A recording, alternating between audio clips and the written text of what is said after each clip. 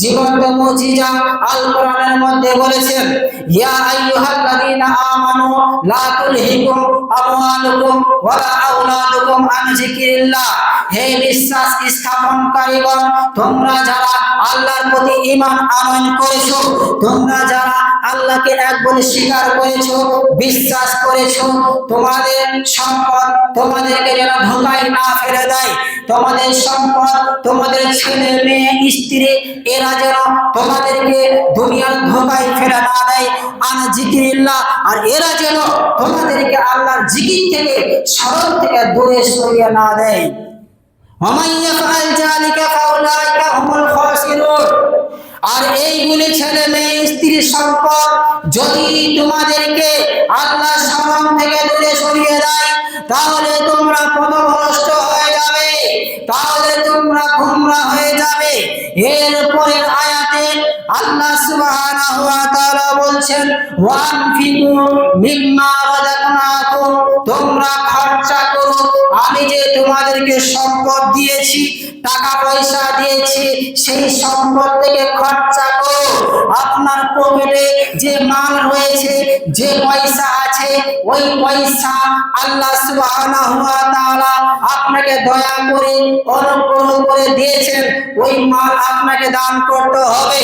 মিন ক্বাবলি আইয়াতিয়া আহাদাকুমুল মাউত, মৃত্যু আসার আগে আগে, মালাকুল মউত আসার আগে আগে, শ্বাস প্রশ্বাস বন্ধ হওয়ার আগে আগে দান সদকা করতে হবে।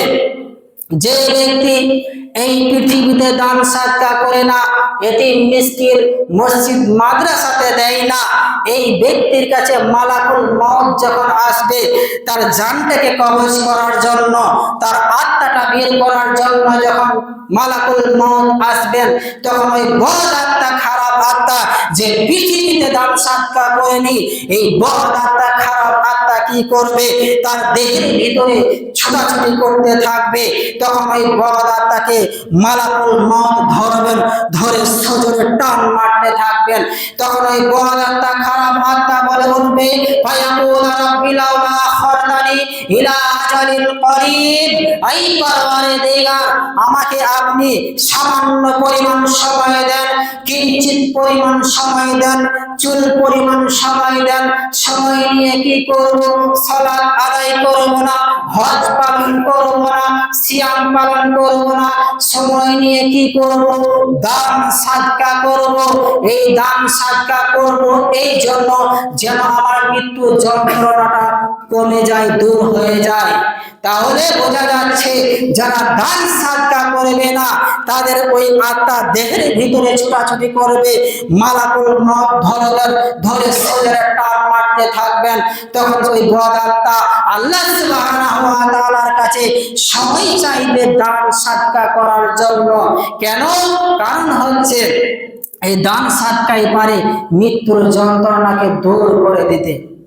আপনি যদি দান সদকা করে থাকেন, তাহলে আপনার মৃত্যুর যন্ত্রণা কমে যাবে, মৃত্যুর যন্ত্রণা দূর হয়ে যাবে। আর আপনি যদি দান সদকা না করেন, মালাকুল মউত আপনার আত্মাটা ধরবেন, ধরে সজোরে টান মেরে বের করে নেবেন। তখন আপনার শরীরে সমস্ত শিরা, সমস্ত রোগ ছিঁড়ে যাবে। ওতে মৃত্যুর আগে, মালাকুল মউত আসার আগে আগে আমাদেরকে দান সদকা করতে হবে। আর একটা হাদিস বলে ছেড়ে দিচ্ছি, সময় প্রায় শেষের দিকে। নামাজ শেষে আর একটা বিষয় আছে বলবো। নবী সাল্লাল্লাহু আলাইহি ওয়াসাল্লামের কাছে এক ব্যক্তি এসে বলেন, ইয়া রাসূলুল্লাহ, হে আল্লাহর রাসূল, আইয়ু সাদাকাতি আফজাল, আমি যে দান সদকা করব, তো এই দান সদকার মধ্যে কোন দানটা সবচেয়ে উত্তম, উৎকৃষ্ট, ভালো? ক্বালা, তখন নবী সাল্লাল্লাহু আলাইহি ওয়াসাল্লাম বললেন, আনতা সাদাকা ওয়া আনতা সাহিহুন হারিসুন তা'মালুল গিনা ওয়া তাকসাল ফুকারা। যখন তোমার শরীর সুস্থ থাকবে, যখন তুমি ভালো থাকবে, আর যখন তোমার কাছে টাকা পয়সা থাকবে তখন তুমি দান করবে। এই দানটা হলো সবচেয়ে উত্তম উৎকৃষ্ট ভালো কার কাছে? আল্লাহ সুবহানাহু ওয়া তাআলার কাছে। ওয়ালা তামহিল হাত্তা ইদা বালাগাতিল হুলকুম, আর তুমি আজকে দান করবে কালকে দান করবে, এই করতে করতে তুমি দেরি করে দিও না। কেন? কারণ হচ্ছে ওয়ালা তামহিল হাত্তা ইদা বালাগাতিল হুলকুম, মৃত্যু যখন কণ্ঠনালীতে চলে আসবে, মৃত্যু যখন কণ্ঠনালীতে চলে আসবে, তখন তুমি যদি দান করো, ওই দান কবুল করবেন না, ওই দান আল্লাহ সুবহানাহু ওয়া তাআলা কবুল করবেন না। কাজেই আমাদেরকে কি করতে হবে? মৃত্যুর আগে বেশি বেশি করে দান সাদকা করতে হবে, দান সাদকা করে যেতে হবে।